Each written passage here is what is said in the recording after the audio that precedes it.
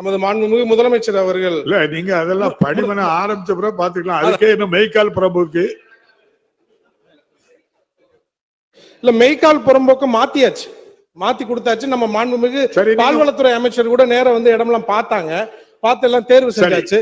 அதை செய்திருவாங்க என கேட்டுக்கொண்டு, நம்ம பெண்களுக்கு நமது மாண்புமிகு முதலமைச்சர் அவர்கள் விடியல் பயணம் கொடுத்தது போல ஆண்களுக்கும் நீங்கள் இந்த பேருந்து பயணத்தில் விடியல் பயணம் கொடுப்பீர்களா என்று கேட்டுக்கொண்டு விடைபெறுகிறேன். நன்றி, வணக்கம்.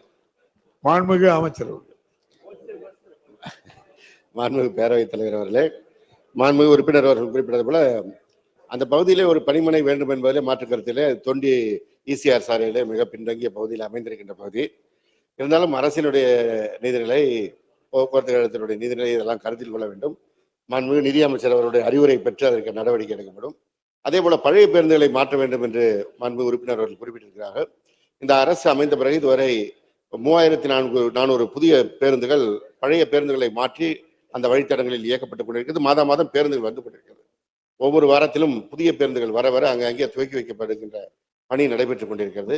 அந்த பேருந்துகள் வரும்போது உங்களுடைய சட்டமன்ற தொகுதியில் ஓடுகின்ற பழைய பேருந்துகளும் மாற்றி அமைக்கப்படும் என்ற அந்த உறுதியை இந்த நேரத்தில் தெரிவித்துக் கொள்கிறேன்.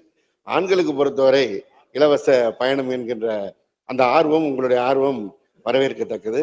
இருந்தாலும் இதுவரை ஒடுக்கப்பட்டவர்களாக இருக்கின்றவர்கள் பெண்கள், அவர்களுடைய வாழ்க்கையிலே முன்னேற்றம் தர வேண்டும் என்பதற்காக தான் மாண்புமிகு முதலமைச்சர் அவர்களுக்கு விடியல் பயணம், கலைஞர் உரிமை தொகை போன்ற திட்டங்களை தந்து வாழ்க்கையில் சமநிலை வருவதற்கு தந்தை பெரியார் அவர்கள் காட்டிய வழியிலே பணியாற்றி கொண்டிருக்கிறார்கள். எதிர்காலத்தில் அரசினுடைய நிதிநிலை சீராகின்ற பட்சத்தில் இவையும் கருத்தில் எடுத்துக் கொள்ளப்படும் என்பதை தெரிவித்துக் கொள்கிறேன்.